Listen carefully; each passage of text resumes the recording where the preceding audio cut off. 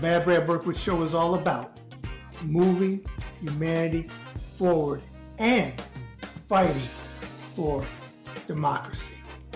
And remember, folks, every act of kindness is a little love we leave behind. Hey, folks, the man with the pinky ring and the New York thing. Forget about it. Bad Brad Berkowitz. And welcome to the Bad Brad Berkowitz Show on the Ringside Report web TV channel.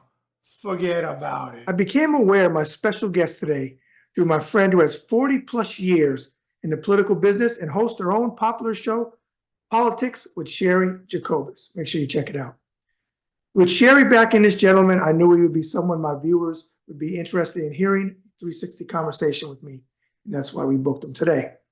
He is a retired Army officer who was a Democrat, family man, and a physician running for U.S. Congress in Maryland's 6th District open seat against Republican Dan Cox. Ladies and gentlemen, without further ado, please welcome to my show, Geoffrey Grammer. Good afternoon to you. I'm still in the morning time over here, so good afternoon. You're an hour ahead. I haven't had anybody on lately that was ahead of me too much. It's been California time, so my running joke, Jeff, is this: since you're an hour ahead in time, what's the lottery numbers? I'll split it with you if we win. That sounds like a good deal. I'll tell you offline so we don't have to split it too many ways. There you go. There you go. Well, hey, look, I always start out my 360 conversations like this. If I have anything wrong in my notes, with us both being military, thank you for your service, I want it to be factually correct as it can be. So if you have to correct me on something, say, hey, Brad, it's actually this, there's no offense taken. I want it to be, for the viewers, 100% factually correct. So with that said, we're going to start at the beginning and cover a lot of ground. It looks like you were born in Roanoke, Virginia, but you grew up in Freehold, New Jersey. Is that correct? Yeah. I was born in Roanoke. My father was a physicist, and so we were moving around a lot. He was at Cornell. We were in Illinois for a while, and then he eventually landed in New Jersey. I moved there when I was 5, and then stayed there all the way through high school until I went down to Virginia Tech for college. Okay. Now I'm a New Yorker, and I spent time in Newark, and I know Hoboken because I'm a Sinatra fan. But I didn't look it up before the show. I was just curious. Where is Freehold in the scheme of things? Yeah, if you put a pin in the center of Jersey, it's right there. I mean, smack dab in the center, close to the shore, close to Princeton. It's actually a great place to be. I spent my summers, down at Point Pleasant and, on the shores, and did a lot of fishing when I was out there. Freehold is probably most notable for 2 things. Bruce Springsteen, when he talks about my hometown, that's the town. And then the Raceway is also there in Freehold. So a lot of good stuff. Freehold, I have good memories of Freehold. Okay. Good food? New Jersey? In high school, I don't know that I cared that much. I think the Silver Diner was like dining out for us at the time. Okay. All right. I want to read something. We'll talk about it on the other side.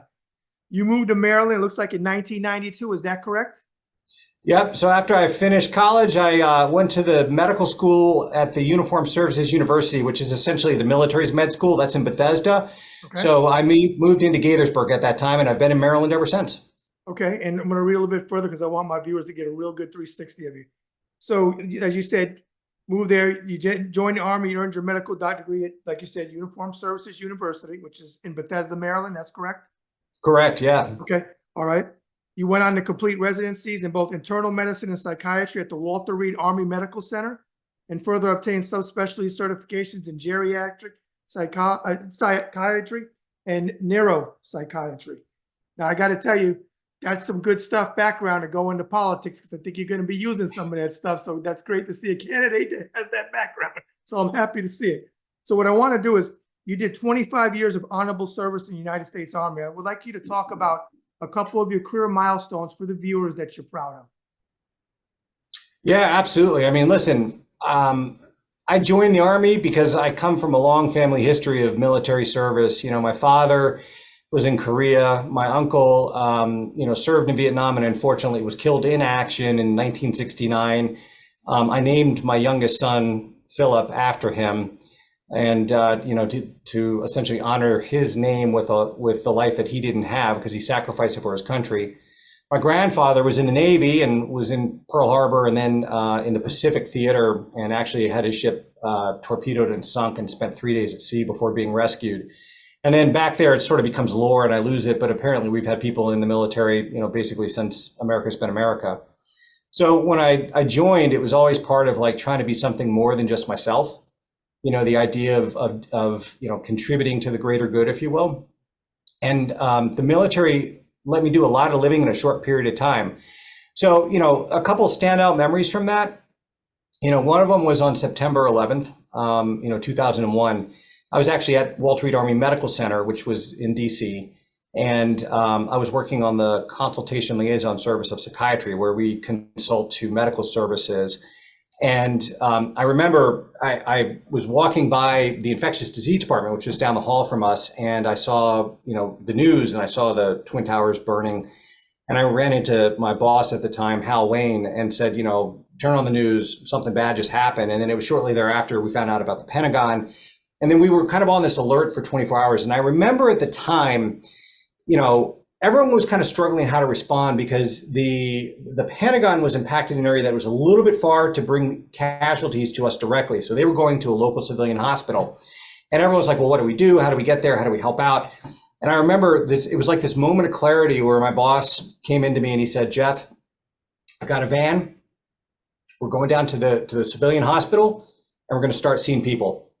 And we actually loaded into a van, drove down there. We got met by the hospital staff and rather than getting all caught up with, are you credentialed and all this stuff? They're like, yeah, come see these folks. These are your folks. Let us know how we can help. And we started seeing people literally as they were coming off the ambulances, all covered in soot. And I remember it was pretty dramatic. And, it was then that we started kind of figuring out, like, how do we respond? Because the last time we'd had that sort of degree of conflict was back in Vietnam. And there was a lot of debate in psychiatry about how you help people to mitigate the risk of developing post-traumatic stress. And, over the next few weeks, we rounded on these people at the hospital. And one of the times we rounded with General Shinseki. And I remember we walked into this woman's room and the general kind of walked up to her and was trying to present to her a coin and thank her for her service. And she stiff-armed him out of the way and pointed to my boss and said, I remember you told me I might have dreams. I had a dream and I thought it was okay because you told me it was going to be okay. And it was then I kind of had this moment of clarity of why it was so important to meet patients where they are at to be able to help them through a traumatic situation. And then that led into everything we did from that point forward all throughout the wars, including during my deployments and back stateside when we took care of combat casualties that were coming out of Iraq and Afghanistan. And I'm really, proud to have served with the people I did at Walter Reed who helped mentor me and give me the tools I needed to succeed when I deployed. So I think that was one time where I felt like this is why I did this. The second, if I can, was during my first deployment in Iraq. I was with the 785th Combat Stress Company. And, my commander, Colonel Rabb, was a great guy, a social worker who worked out of the Minnesota VA. And I was actually an active duty augmentee to a reserve unit. That's kind of the way they kind of augmented those reserve units with active duty assets, which I was. So, as the theater, initially we went in, there was a lot of combat. We kind of settled things in Iraq, and then there was a little bit of a lull, and then the insurgency started. And it was a little bit unexpected, and we had to pivot at the moment to kind of figure out how to adapt to that. So the unit I was with was outstanding, and everyone there knew what the mission was, which was help alleviate suffering, keep people, in the fighting force. And we learned early on that the way to help people was just like we did during the Pentagon attack. You go to where they are. You don't make them come to you. Okay. And for your viewers that may not be as familiar, the last thing you want to do with someone with combat stress is make them hop in a vehicle, go through a dangerous convoy route to come see somebody. They're not going to do it. Not even just for themselves, but they don't want to put their battle buddies at risk, right? Which they would absolutely do if they got onto a convoy. So we traveled to them, but that meant we had to go out in sector, locked and loaded into the red zone, into these combat zones. And then when we would show up at these remote bases, and sometimes all we have were like grid coordinates, we would go into the logistics, department or tent or whatever and say, hey, do you guys have a logistics run going to such and such base? They'd be, yeah. We say, hey, can we tag along with you? And they'd say, fine. And so we would tag along and show up at the gate, and they would say, who are you? Combat stress. And we had a little ritual of how we go, initially the chaplain, then battalion A station, then the base commander. And we would just run operations 24/7. But the other part to this was, I saw folks who said, no offense, sir. It's not a great way to start a sentence, but no offense, sir. But you don't know what it's like. You haven't been out there in sector. So I said, well, show me. And, I called back to my command and said, they want me to go out on mission with them. Is that okay? And they were like, yeah, sure. So, we ended up going out on several missions over the course of the tour, combat missions, route clearance, kind of counter mortar battery operations, things like that.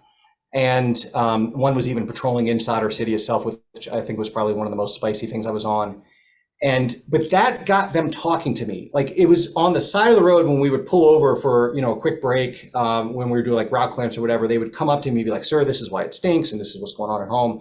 And then I was able to say, come see me when we get back to base. Doesn't matter what time, day or night, you can come see me.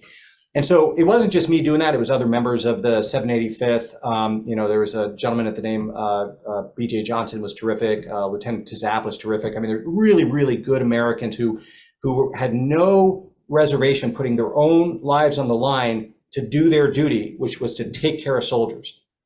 And so because of that, I was awarded the Bronze Star Medal and the Combat Action Badge, the Bronze Star Medal for kind of the mission of going out there, and the Combat Action Badge because, eventually combat was unavoidable, and I saw that directly firsthand.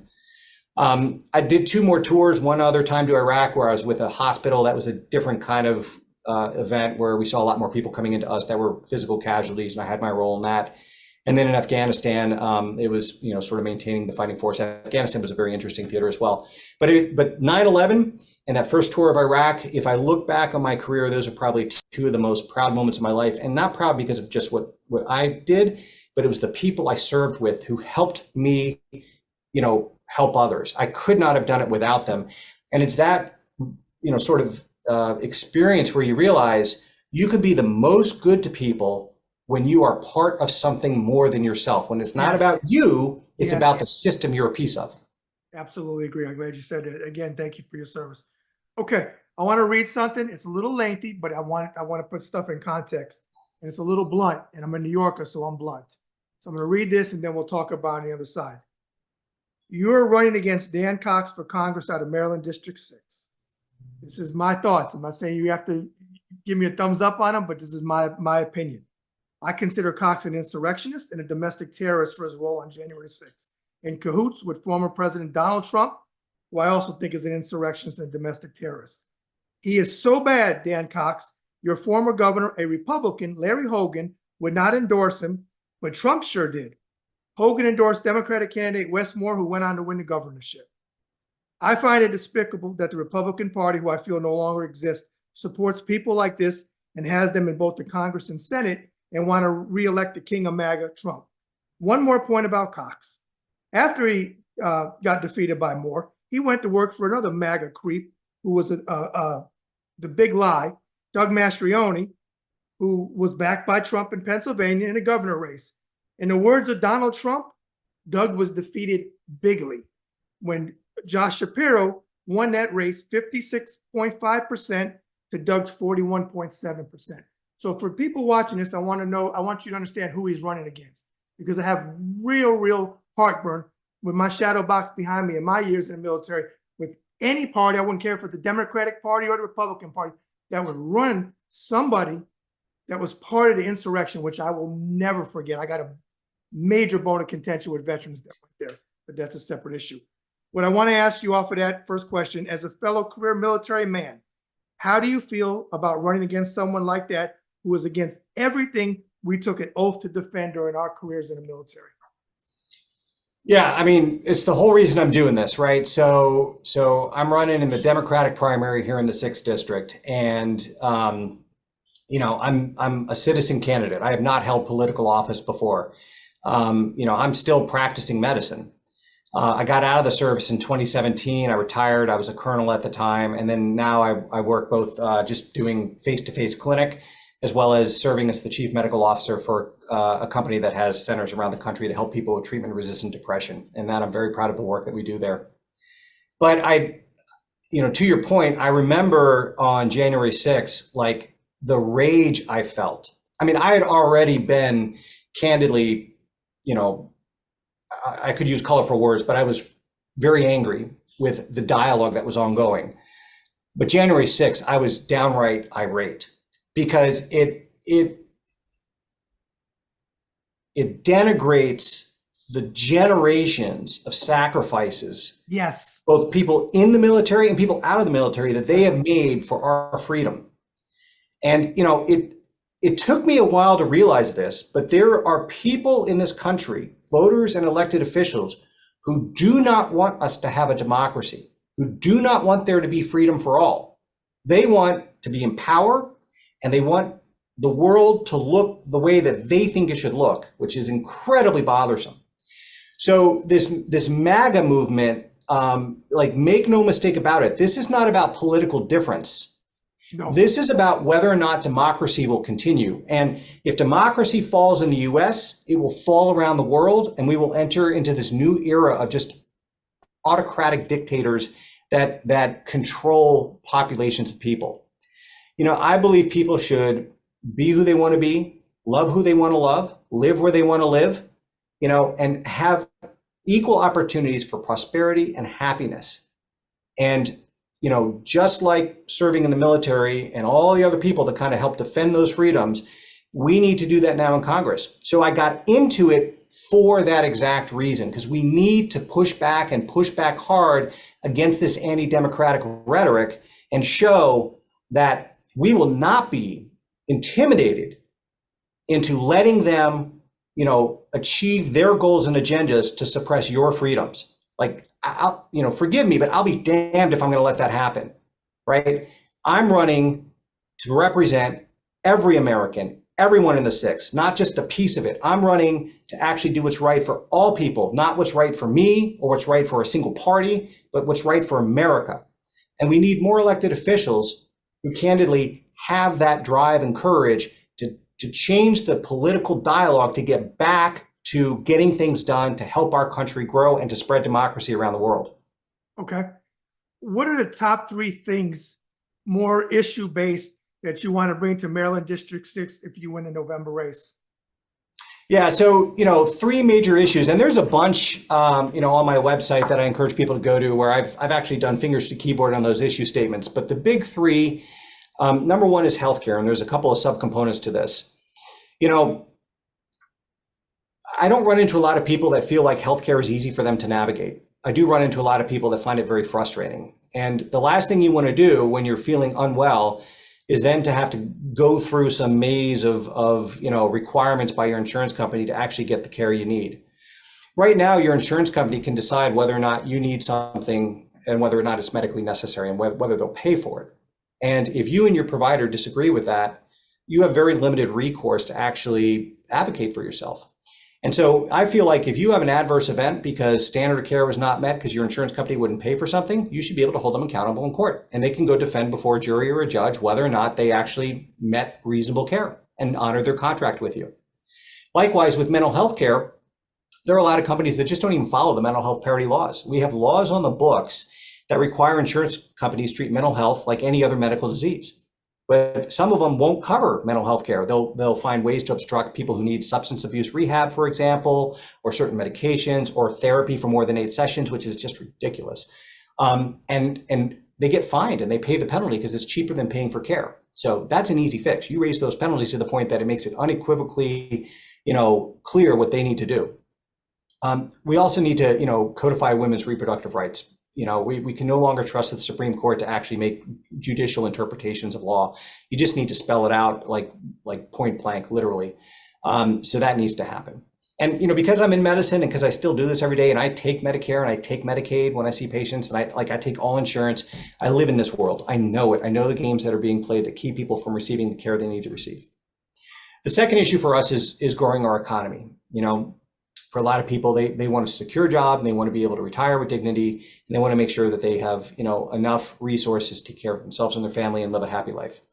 There's a number of ways to do this. Number 1, we've got to get off of fossil fuels. I mean, the fossil fuel driven economy is bad for our future generations, and we need sustainable renewable energies, but we need to do it smartly so that we have transition plans so people aren't losing jobs because of it. And there are ways that you can do that. Okay.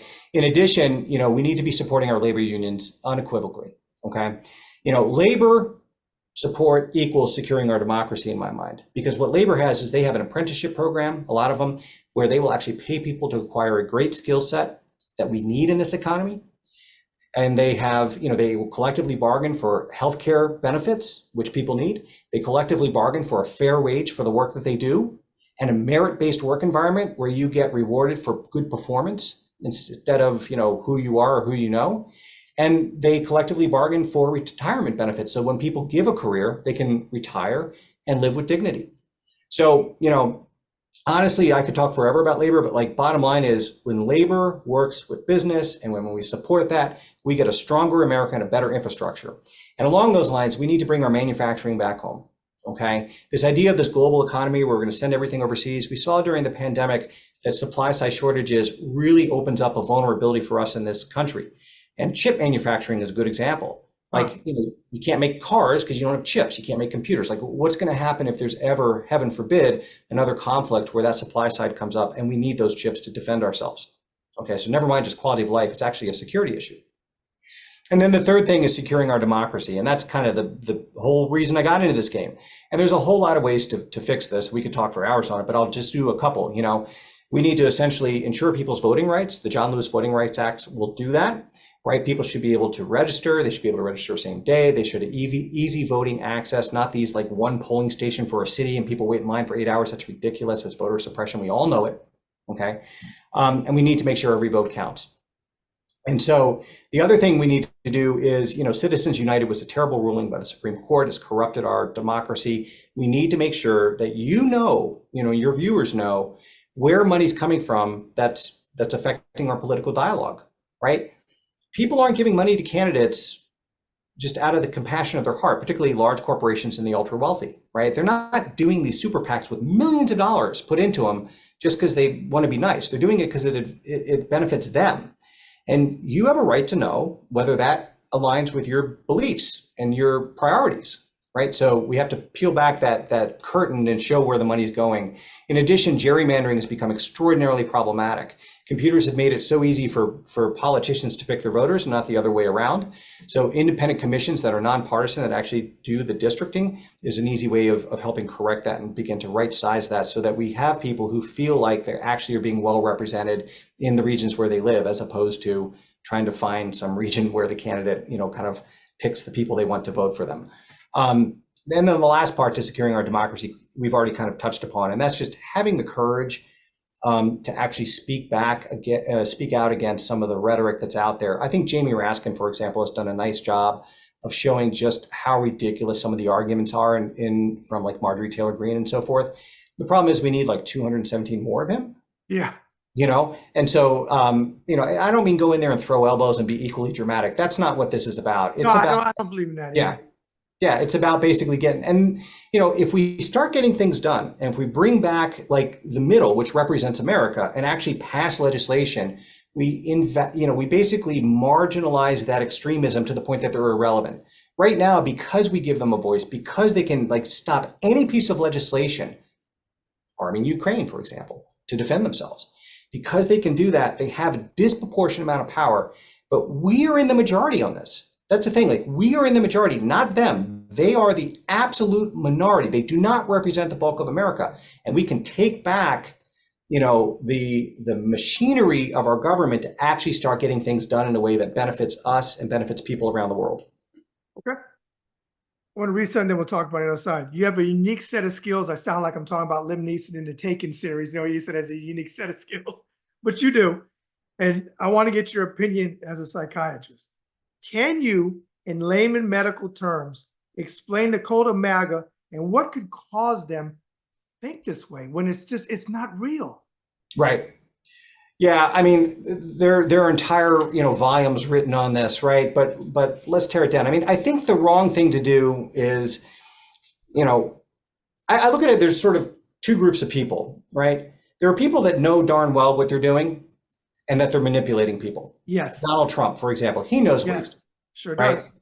And I think it's a mistake to think of him as stupid. He's actually quite intelligent when it comes to controlling narratives. He can suck the oxygen out of a room with better skill than just about anyone. And we need to acknowledge that. I don't like the guy. I think he's corrupt, but I'll give credit where credit is due. He does that well.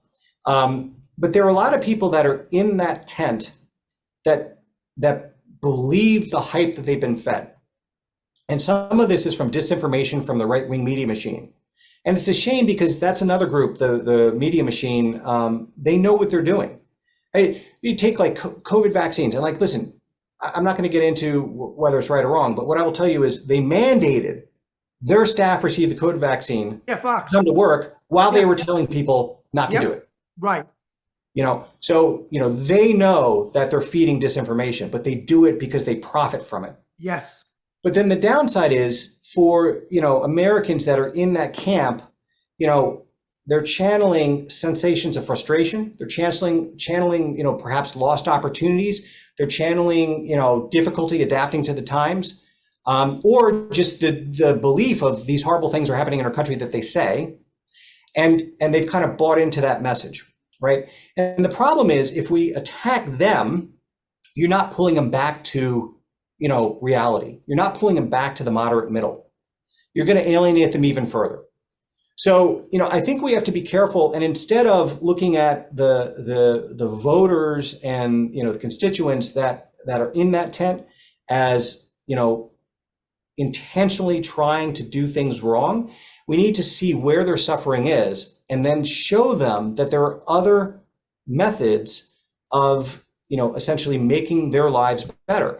And I think actually Joe Biden has done this pretty well with something like the Inflation Reduction Act. That gave a lot of dollars to red areas to improve jobs, improve the economies, while still doing it in a way that was environmentally conscious and so forth. And we just need more legislation where we show, like, listen, we want you back on Team America. We want you back with us on propagating freedom and democracy around the world and not in this group of hate.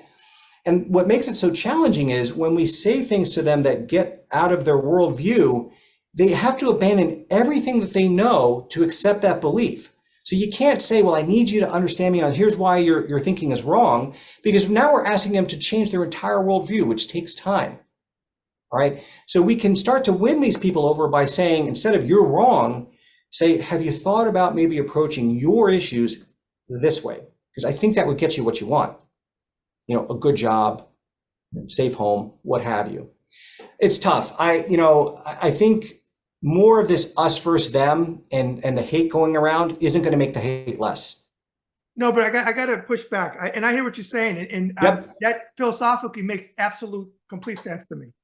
But my problem is 3.5 years into President Biden's, or 3+ years into his administration, and all the things he's done for people, the MAGA cult has, and after January 6th, if that wasn't your bridge too far, if you're like, you know what, Yeah. That's it. Because I don't pull no punches.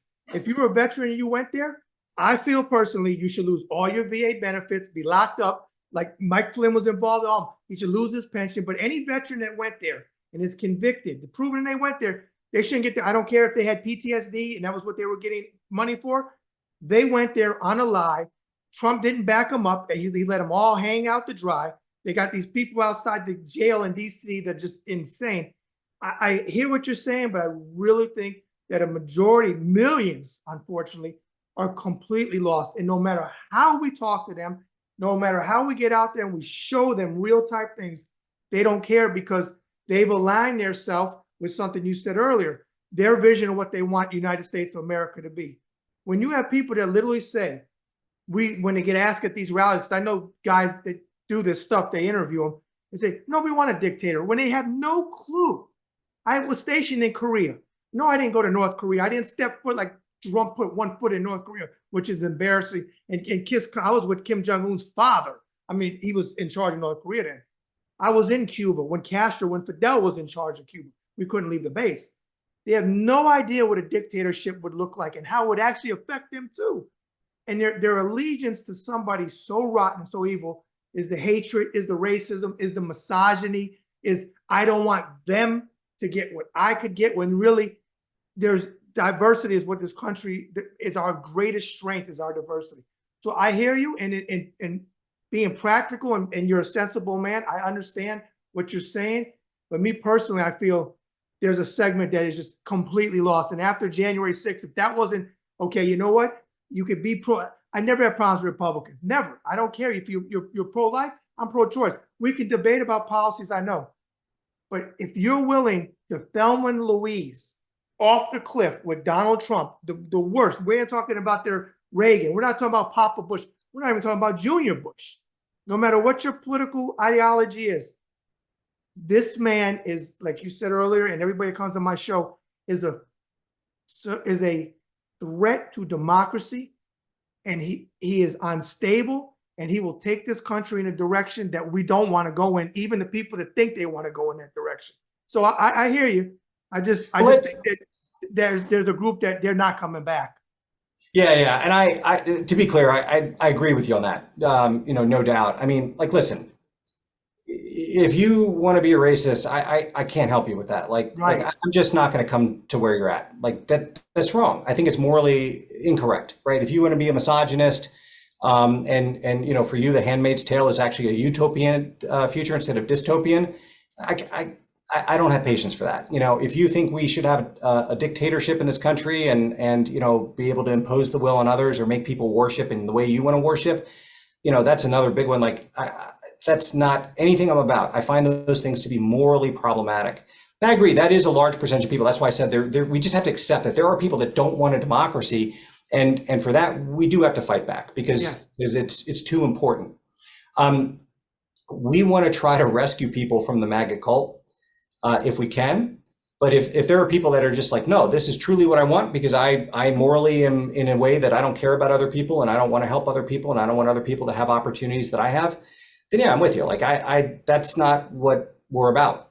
And we can't tolerate that ever. Okay. I want to ask you, I know from your tweets, and you said it a little while ago, that you're a strong proponent of President Biden. I would be remiss if I didn't ask you, as a psychiatrist, when you see them attacking his cognizant ability and praising Trump, when there's numerous things, I mean, we laugh, but it's not funny. When he's calling Nancy Pelosi, Nikki Haley, and I think it's embarrassing, but because he's so arrogant, one of his handlers, and he's got many handlers, to go up there and take the mic and say, sir, you mean to say Pelosi? But they're scared of him because he loses his mind because he's a petulant child. But when you see them attacking President Biden's cognitive ability, and they're perfectly fine with all the stuff that Trump does, and I know President Biden has some flubs from here every once in a while. Anybody speaking publicly is going to have some flubs every once in a while, okay? But as a psychiatrist, if you step back, what goes through your mind when you see that? Well, it's a little tough because, and I'll hedge a bit because everyone, all politicians say like thousands of words every day in multiple settings, right? So I can find clips to make anyone look demented. Right. Okay. But what you want to look at is performance, right? So if we look at what President Biden is doing right now with the complexities in the Middle East, for example, he is threading the needle, honestly, exceptionally well. It is tough. There is no one answer where like, this is what we should do. He is actually very being nuanced and careful and subtle in his approach to the entire region. And it's helping. Like right now we have avoided a regional wide conflict, which is one thing we do not want, right? Is we do not want a shooting war with Iran. At best, Donald Trump couldn't do that, 6 years ago, right? And so right now I have no faith that he will. It's not even clear that he ever reads his materials. He doesn't. Right? He doesn't. And so whether it's an inattention issue or just I don't care issue or what have you, his impairment is evident in his performance. So I don't need his words to make me concerned that he's not up to the task. I've got years of his time as a president showing checkers-like solutions to chess-like issues that have been incredibly problematic for this country. His denigrating of NATO, for example, which is absolutely critical for world order, right? Shows that he just does not get it, never will get it, and it's just not in his DNA. I think one thing that we've seen on the GOP side is they love to attack people personally. Mm-hmm. And I'll give you a good example of this, and I've thought about it. I'm still waiting when the attacks are coming in, right? So we'll see what happens. Um, you know, I think back to John Kerry, right? And when he got, swift boated, Yep. the man had 3 Purple Hearts. Yep. If you've ever been near a blast, I don't care where the shrapnel hit your body, like it's not an insignificant event. Your clothes shake on your body, like there's this concussive blast. So for them to be like, well, his 3rd Purple Heart didn't count because it was only shrapnel in his hand, like, what are you talking about? Like he's out there, defending our country under fire, could get killed at any time, and you want to attack that. But that's what they do. And they know that if they keep throwing stuff at the wall with name calling and just getting people down, it'll eventually stick, right? Yep. So, I think with Biden, they've done that. They can't get him, like, it's funny, for a while they were trying to criticize him on the economy. The inflation that Trump caused, they're trying to blame on Biden. The economic downturn that Trump caused, they're trying to blame on Biden. But they can't do that anymore because the numbers are just undeniable at this point that the economy is improving under Biden. So now they're going to go after something personal. They're going to go after his age, and they're going to go after, the way that he talks. But the reality is, we know that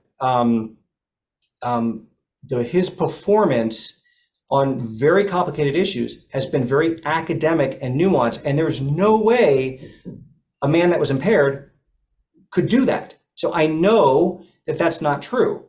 Whereas with Donald Trump, he was always impaired on his performance. So that makes flubs a lot more concerning because it's emblematic of a past performance showing an impairment. Great breakdown. Thank you on that. And I'm going to add one because I take it very personally. You talked about John Kerry. Thanks for bringing up John Kerry because that's true. That was under the Bush administration, obviously the second time he ran, because I was a Kerry supporter. Yep. In 2015, Frank Luntz, and I know this for a fact because we only talk facts on his show, was interviewing Trump, and he said, and I quote, about John McCain. Now, I said this on my show. I disagree with probably 98% of John McCain's politics, but I will not let anybody on the left or the right ever attack that man was a war hero. He couldn't lift up his hand to comb his own hair, and I actually did some work with his office in early 2000s on a boxing bill because he was a big boxing fan, and I worked with his office on that. When he said, and I quote, "I like my war heroes not captured." Any other time to me in the Republican Party, now granted, years before they went after Kerry, but it would have ended his campaign, but not him. Not him. They said, "Oh, we don't like John McCain now." Then the Hollywood Access tape comes out, all of that type of stuff. But talking about military, he attacks him. He calls us suckers and losers. Yep. He attacked the Khan family and the Johnson family, okay, the Khan family during the election, the Johnson family who he called, and he had the audacity to tell Mrs. Johnson, who was a pregnant, black, a grieving widow whose husband's head was, from what I understand, he was decapitated. He knew what he signed up for. You insensitive SOB. Who says that? They can't even put notes in front of him and tell him what to read, which I could accept that because we know that they're going to put some biography in front of the president. I get it because he's not going to know all this stuff. But he can't even read and stick to the script. So you talking about Kerry, it shows how long back, how dirty they are. And I know politics is a dirty game. Don't get me wrong. All's fair in love and war, but there's certain things that I do not believe that the Republican Party, Reagan, Papa Bush would have ever allowed in it. Like you said earlier, a Marjorie Taylor Greene with her insanity, Lauren Boebert getting caught in a children's play, Beetlejuice, getting felt up, and nobody in the party has a problem. But if that would have been a Democrat, he'd be out. And look, I'm no fan of Menendez in Jersey. He needs to go. There's Democrats that are calling for him to resign. But whatever. I don't believe in hypocrisy, whether it's Democrat or Republican. And you're absolutely right. I'm glad you brought up Kerry because I forgot about that one, what they did to him. The minimizing. And that's the reason why I don't understand how any veteran, I don't care if they're Republican, that's fine, excuse me, can support Trump after all that they said. And I have problems with Kelly. They want to make Kelly a hero because he came out and spoke. Kelly said nothing when he attacked those Gold Star families. And heck, he stood there and attacked the Johnson family with allowing Trump to do it and some other stuff. So That was a good example. Like I said, I appreciate you saying Kerry, because I definitely forgot about Well, it. let's lean into that a bit, because you're right. Go ahead. Like, for your viewers that are veterans, like, to be clear, Donald Trump does not appreciate your service. No. Oh, he'll use you for your vote because he uses people. That's the personality style he has, is he's manipulative and uses people. He sees them as objects for him to consume for his own benefit. He has no allegiance to anyone. Yeah. And so, but even worse is he actually sees people like you, like me, who have actually sacrificed for their country, lost times with their families, been in places that we don't want to be in. He sees us as suckers, to your point. His word, right? He's at Normandy at what's to be a memorial, and is like, he says something like, "I just don't get it. What was in it for them?" Yeah. And like, that's the huge disconnect. There's no sense of service whatsoever. He sees the world as for his benefit. So, this is a man. I mean, I look at people that actually have been killed and wounded as making the ultimate sacrifice for our country, right? And I think of them with marked reverence, to the point that it's activating. It's just absolutely, like, you can do nothing greater for your country than give up your own life. And so when someone comes up in one of his rallies in a wheelchair, and he turns to one of his handlers and says, "Why did you bring this guy here? He looks bad." Yeah. Like, what is wrong with you? So I get that you may not like some things that happen in this country. Like, I understand we can have disagreements, like John McCain, we can have disagreements, but I respect his service and the man unequivocally. And he did the same for Obama. Someone tried to get on Obama. He pushed back, right? Yep. So if you are a veteran and you're behind Trump, you are behind someone that does not appreciate your service, does not appreciate people that died for this country, does not appreciate people that are wounded for this country, and actually sees them as suckers, which is infuriating. So every veteran out there, I plead with you, look into what he's done. Look at how he's treated veterans, and I think you will come to a conclusion that he is not the person to get behind ever. Okay. You're wearing a Vote Vets hat, which I'm part of Vote Vets. They flew me in October. We marched to the Capitol when they thought they were going to shut down the government, and about funding for Ukraine. If you would, what is your opinion on the funding for Ukraine war? Yeah, plain and simple, we should do it without reservations and no ties to any other, stuff going on, right? So right now, the Senate, I mean, like, listen, I appreciate them actually trying to get something done. I mean, it's better than not, but I would prefer a clean funding bill that would just take it out of the equation. We should be able as a country to put politics aside and actually get to doing what is right for the right reasons. So, Ukraine was invaded by Russia completely illegitimately. Don't buy into any of the propaganda that Russia tried to put out to justify their invasion. It is 100% wrong. Everyone's proven it wrong. It is BS. All right. But now you have Ukrainians who are trying to foster their democracy, who want to join the free world, who want to be part of Europe and part of NATO. All right. These are people that want freedoms, and Russia is invading them, and they have heroically defended their homeland. They have heroically pushed back against the odds, and they need our support. And without it, it is going to be very, very hard for them to actually persevere over Russia. And so we need to give them the resources they need to be able to defend themselves, plain and simple. They've been making a lot of progress towards dealing with issues of corruption and graft and so forth, and we've seen tangible evidence of that. And so, it's another democracy that we need to foster around the world. It's a shame, because I think the one thing, we've seen an escalation in arms and resources. Plain and simple, we need to give them what they need to succeed. It benefits us both in the short term and the long term. What's the downside to this? Because, honestly, Donald Trump, if we're going to keep going back to that, has said, well, if I was in office, it'd be over in like a day. Yeah, because you'd let Russia win. You'd go back and just let Ukraine fall. What do you think Putin's going to do once he finishes with Ukraine? Move on. He's not stopping. No. Look at his world vision, and it is conquering more and more territory to bring the world under his, heel, if you will, so that he continues to enrich himself and his friends. And it's all about, for him, just power, plain and simple, power. So, we have got to agree that this should not be a debate, and we need to pass the funding bill now. We can't wait. We can't debate this because more lives are being lost in Ukraine than need to be, because they don't have, right now, it's the indirect fire, the munitions for their artillery to support their infantry troops, to even put up the defense that they could be doing if we had kept the funding going. Okay. Final political question I want to ask you is Doomsday one. If he wins, if Trump wins in November, what does America look like? So it depends on a few things. I mean, first off, it looks really scary. The guardrails held in the last term, but barely. Okay. I don't want to take that risk again. So please, I was talking to someone yesterday at an event, and they were like, I don't know if I'm going to vote.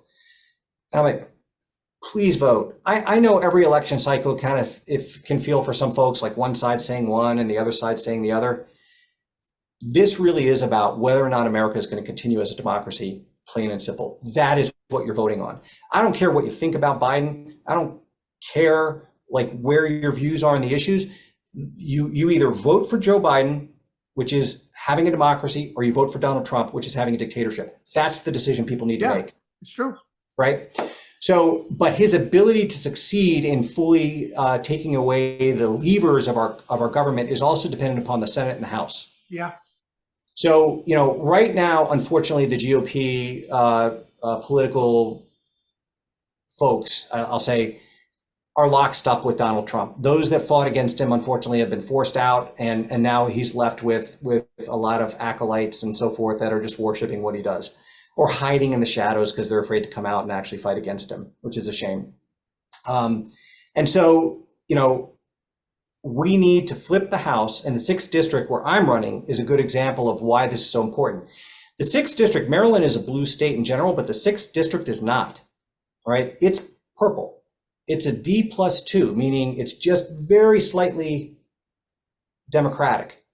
And the GOP is putting money and resources into this to flip it because they want to retain power in the House and flip the Senate. And heaven help us all if they get all 3 branches, or sorry, they already have the Supreme Court. So if they get all 3 branches of the government, right? Because then this may be the last election that ever matters. Yeah. So please register to vote. Please go vote and support the people that are going to go and fight for you. Support your Democrats that are running because they are fighting for democracy. Okay. And if you value your freedoms, if you value your freedoms for your kids, if you want, your daughters and your wives to have the ability to make decisions and be able to work in the way they want to work and control their healthcare like the way they want to control healthcare, you need to be voting down the ballot for Democrats. Okay. I want to read something and we'll talk about it on the side. I found something in my research on you that I call a real chestnut, which I love finding them on my guests. You and your wife, Marielle, is that correct, Marielle? Yeah. Okay. Have 2 rescue dogs, Rosie and Sandy, and foster rescue puppies to socialize them for adoption. Well, Deb and I had 2 rescue dogs we love to the moon and back. Sadly, we lost our little girl, Bella, in November, and we're still seriously grieving over that. And our little boy, Santino Corleone, who's on the other side of my desk snoring while we do this show, helps us get through the grief. But if you would, please share with my viewers the immense joy you can get adopting a rescue dog instead of doing it through other venues, and talk about what you do, because I think that says a lot to your humanity. Yeah, like we are definitely a dog household, and I'm sorry for the loss of Bella. I've obviously lost dear members of our family as well, and I know what that's like. It never quite goes away, right? I mean, it hurts. I love dogs. Dogs are great. They're loyal in a good way. Like they come into your family and they just love you unconditionally. Unconditionally, that's it. Yes. Yeah, and and it's wonderful. But the other thing too is like caring about animals in general is sort of like how you care about the world. And we've seen that, like people who harm animals often also harm people. That goes hand in hand. So I look at it as also a sign of who we are when we love animals. So Canine Lifesavers is the group that we work with. They're an outstanding group here in Maryland. And honestly, they're like scrappy, like no holds barred. They have these like unmarked white vans. They drive down to some southern states that have high kill shelters, and honestly throw open the doors and say, give us your masses of animals, because they know that they're on the chopping block, quite literally. And I mean, we fostered dogs that were hours away from being euthanized. And they will bring them up. They have a vet group that they work with that will do a quick medical screen. But the reason why fostering is so important is if they go to the kennel, particularly for puppies, and we specialize in fostering puppies, they don't get the socialization they need to succeed with adoption. A lot of people look to adopt an animal without necessarily being experienced behavioralists with dogs, for example. They're just looking to augment their family. So a lot of dogs, particularly when they first come out of those high kill shelters, have experienced trauma in their life. They haven't been socialized, they haven't been trained. So when they come stay with us, we have animals, we have children, we have a fenced-in backyard. And so we're able to bring them in and actually get them socialized in a way that increases the chance they'll actually be successfully adopted. I'll tell you a true story. We took on this animal this dog that had been shot and actually had buckshot in her leg. And she was extremely timid. Like, bring her home, immediately under the couch, wouldn't come out. She was so traumatized and unsocialized, she didn't know how to walk through a doorway. She didn't know how to drink out of a bowl. So we had to hand feed her, hand water, give her water, and train her to walk through doorways as just the first steps to being able to acclimate to a forever home. That's the kind of stuff that we're dealing with. So she did terrific. She was a great dog, actually. And eventually got really well trained, was super sweet, super loving. A lot of these dogs that go through trauma, they just want to be loved. And once they feel that they can earn their trust, they will return that many-fold over. So she went to a wonderful woman. I mean, I'm not making this up. So they were on they come over to do like a little meet and greet. They went to the back porch. And I remember this woman was super nice, and her dog had passed away recently, and she was looking to kind of bring someone else into her family. She sat on the back porch and was holding the dog, and the dog was licking her face, and she had tears coming down her eyes. And we're like, this is a win. This is going to be successful. We called her several times after that to see how things were going, and it was awesome. Match made in heaven. That's good stuff. That gets back to contributing to greater good, making the world a better place, and trying to just do the right things for the right reasons. Okay, and please tell your wife I was very touched, because it's a very hard period for Deb and I right now. So when I saw that, I said, we got a Yiddish word, like my 50% European Jew side, I'm going to call you a mensch, because and your wife too, because that's something that I know a lot of people do, but when I hear people doing it, really touches me that you would take the time to do that. So thank you. Thank you. Thank you. You're welcome. On that note, we're going to take a short commercial break, and we'll segue into the second half of the 360 conversation. Great.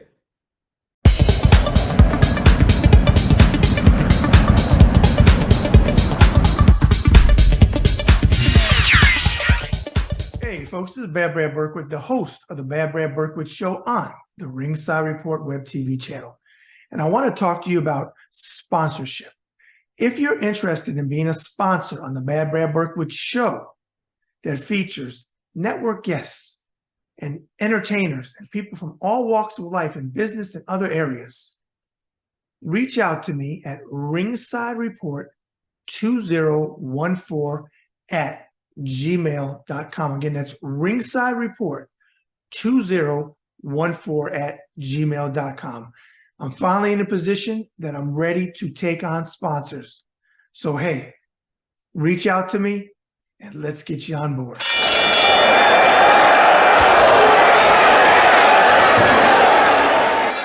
I want to talk to you about my book, Boxing Interviews of a Lifetime.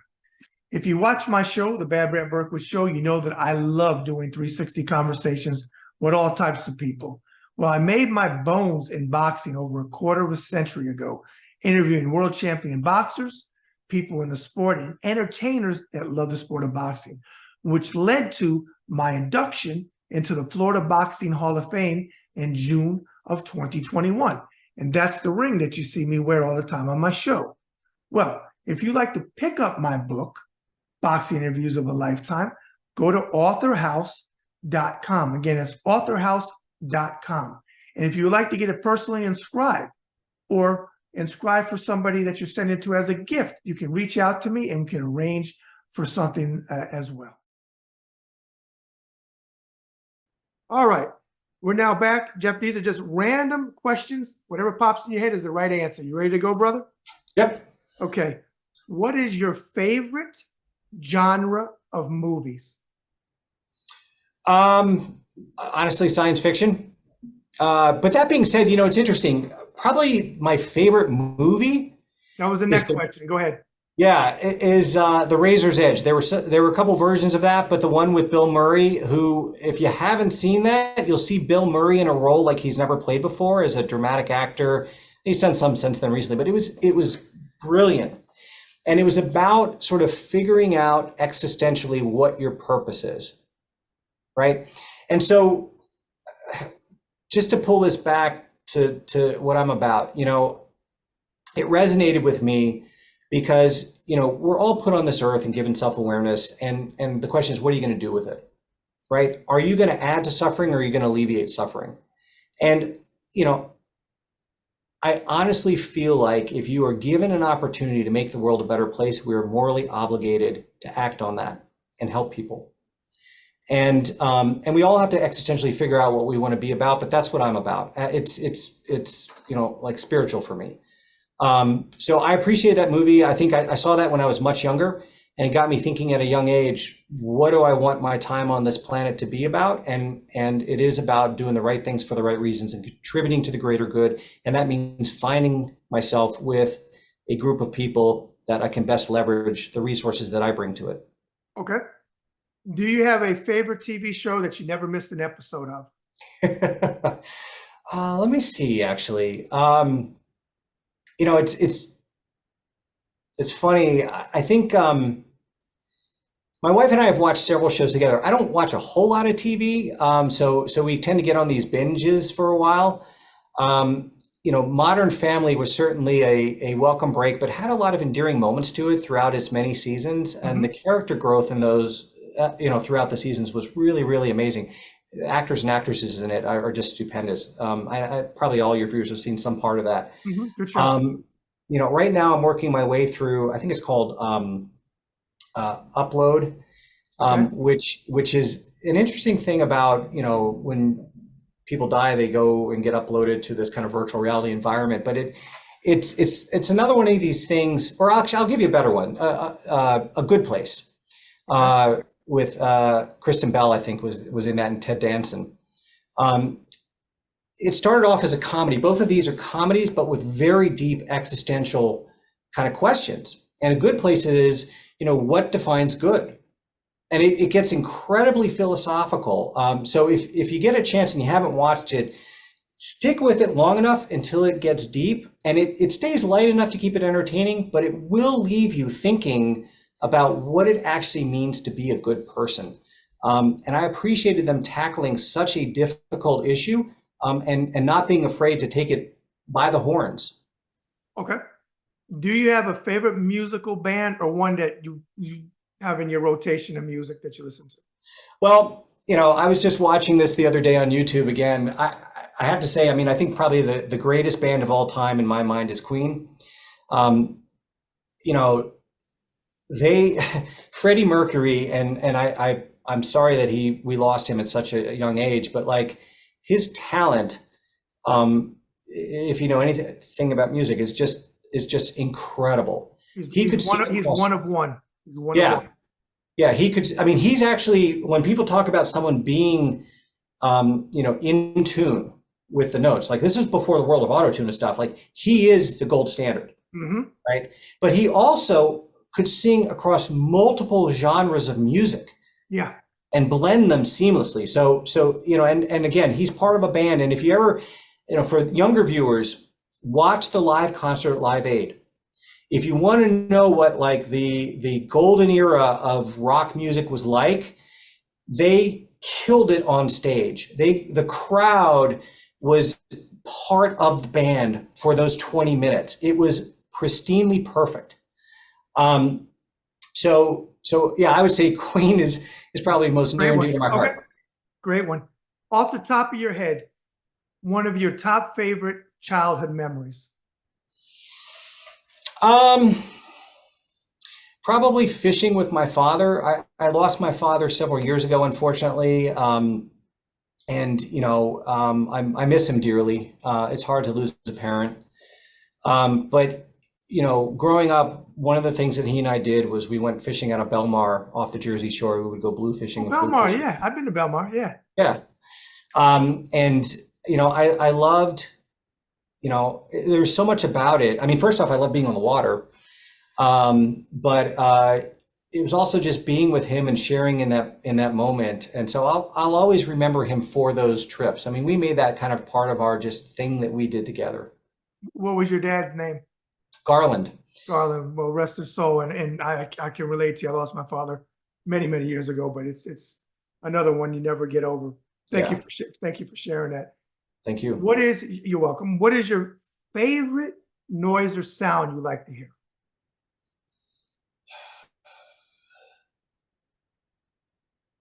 The ocean. Makes sense. Not because I just said fishing. So my wife and I are sailors, and just to be clear, she actually mans the helm, and I man the sails. Okay. And you have to have a system. I mean, you want to talk about marital therapy. I'm Try sailing. ex-Navy. Oh yeah, believe me, I Yeah. know. So, but we were down at the British Virgin Islands for a week doing a course, and it was a week at sea. I remember I got up one morning and I went out on deck, and we were anchored, or I think we were actually tied to a mooring ball, and went out, and the waves kind of just lapping against the hull of the vessel, and the wind kind of blowing through, and the sun rising up over the horizon. And I kind of thought to myself, why didn't I just do this for a living? But that's not the way life took me. But it's serenely peaceful. I think anytime you get a chance to be part of nature and remind yourself that we're part of the bigger world, it's grounding for me. Another thing that I do is I ride with a motorcycle group, a great group of folks.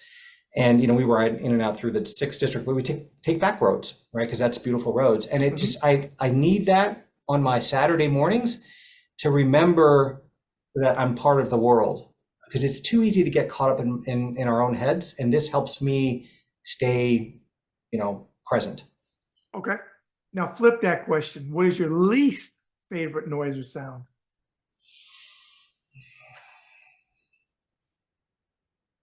Well, loud bangs aside, Right. well, Makes sense.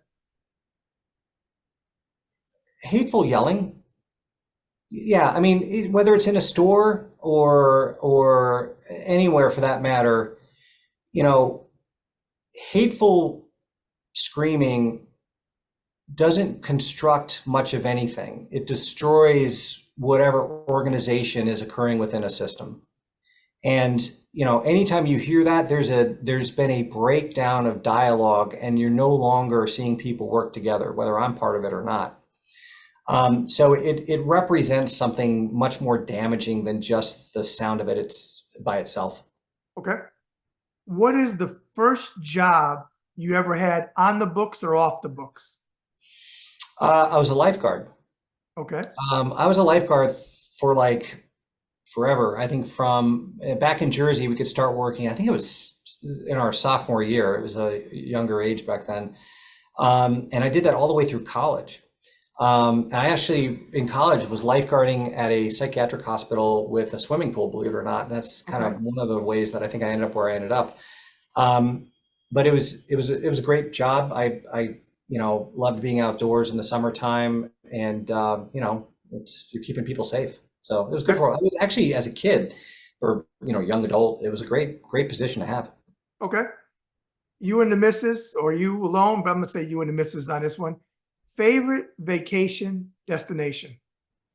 Yeah, so it's hard to top that BVI trip. I'll tell you, it was exhausting. You know, the school that we did that from, they have a what do you call it? Post station right over here in Annapolis, but they you can go anywhere in the world to kind of get the course done. And we would start first thing in the morning with didactics, and then we would sail all day, and then we get to the destination and do a shore excursion, and then at night we would have testing, and then rinse and repeat. And so by the time we were done, we were both physically spent, but it was one of the most rewarding things we've ever done, and I would go back in a heartbeat. Okay. Jeff, if you could meet one person, any time in history, dead or alive, any walk of life, who would you like to meet, and what would either be your question or something you'd like to talk to that individual with that you picked? Let me think about this for just a sec, because it's a good question. There are a lot of people. I mean,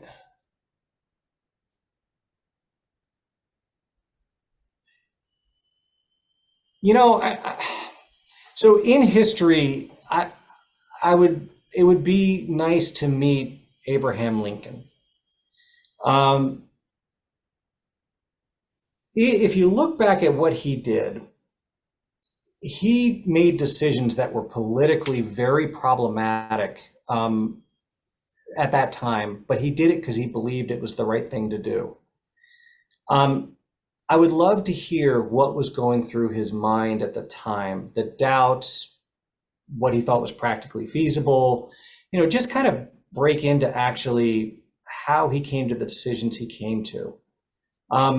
You know, at the end of near the end of the Civil War, right before he was assassinated, we were at a kind of relative to what we were just talking about. And I think it's kind of what shaped my initial answer to you about how to handle the MAGA world. Okay. You know, there was this belief in the North that the South should really pay for the war.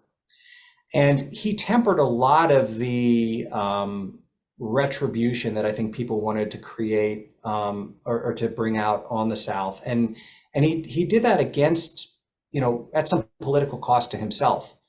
But it actually helped the nation heal. And we have to heal as a nation. We are divided, and we have got to get back together and fall back under the banner of humanity and, Yes. and trying to help one another just make our time on this planet more pleasant and better. So I'd love to hear about that. I think in newer times, I did meet Barack Obama once. He came to Walter Reed when I was there, and you know, but that was quite literally like, hey, look at all these, you know, patriots here. Let's get a photo. That was it. But like, I've read The Audacity of Hope. It's a very good book. You know,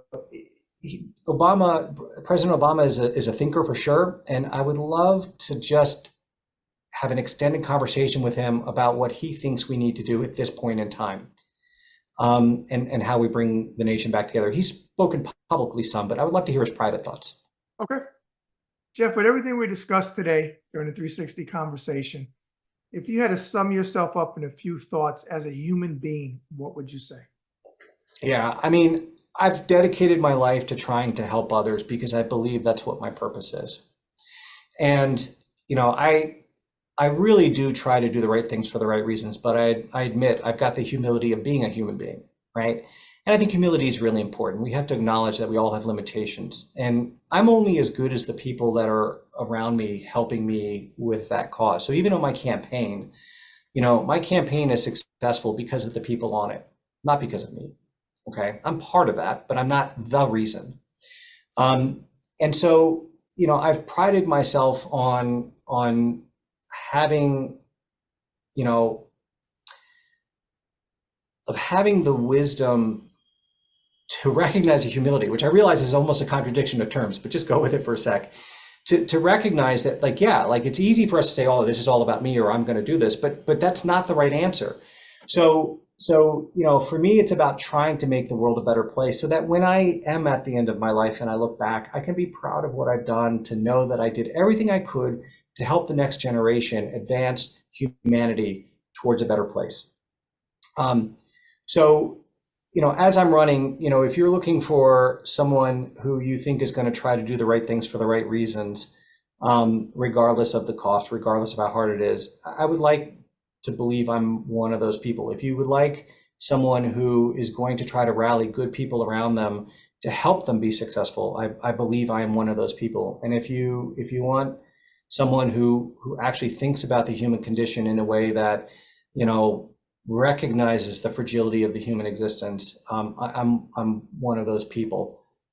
So I hope that, folks understand that I am earnest and genuine when I say I really do want to help the 6th District and help all Americans and get us back on a path of democracy and, protecting our environment and helping people with life, liberty, and the pursuit of happiness. Okay. And a final question, and this is what my show is all about, as we said many times, humanity. What is your message or hope for humanity? You said it, but sum up your final for just humanity's sake. Yeah, I would love, entertain me just a little bit on this because it's a deep question. Go ahead. I continue to struggle with why people believe that we should have governments that control the population, whether it's China, Russia, or what have you. No one's got life figured out and cornered. No one's got the secret answer.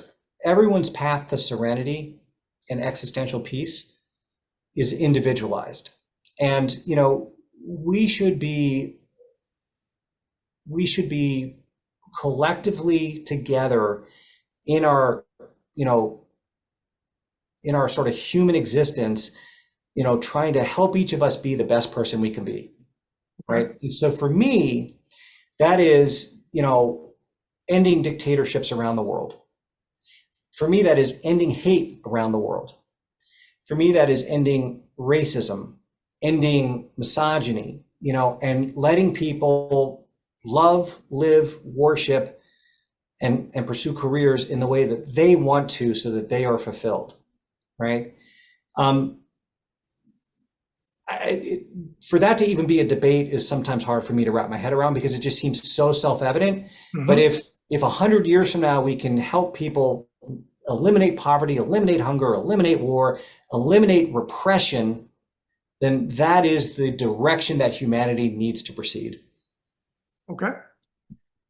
If you would, give all your social media platforms for my viewers, please. All right, well, the easiest way to find them all is please go to my website at geoffreygrammer.com. Now, I didn't have any say in the spelling of my name, so you'll see it right behind me. GeoffreyGrammer.com. And on there, you can follow us on Twitter, which is at actually x/Geoffrey Grammer, Facebook, which is also Geoffrey Grammer, and Instagram, which is also Geoffrey Grammer.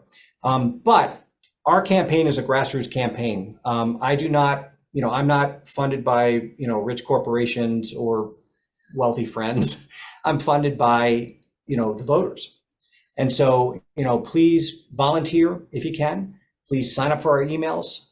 Please follow us on social media so you know what we're all about. And if you can, please support our campaign with whatever you can financially. And what I promise you is that we make every dollar count, we make every minute count, because we are in this to win it, and we're in it to win it for the right reasons. Okay. I'm going to close out with a few thoughts, and then I'm going to give you back to Mike. First of all, thank you for coming on today. I appreciate it. I'm glad that our mutual buddy, Sherry Jacobus, who's a good friend of mine, introduced us. I saw when Sherry was supporting you, I said, this is someone I definitely want to have on the show. She said you guys are going to click because you believe in all the same things, which is nice. It's nice to find. But I'm glad you're running. Like I said, I have a real problem with Cox. And like you said, I'm sure pretty soon they're going to attack you like they do with the ridiculousness. But you have access to me now.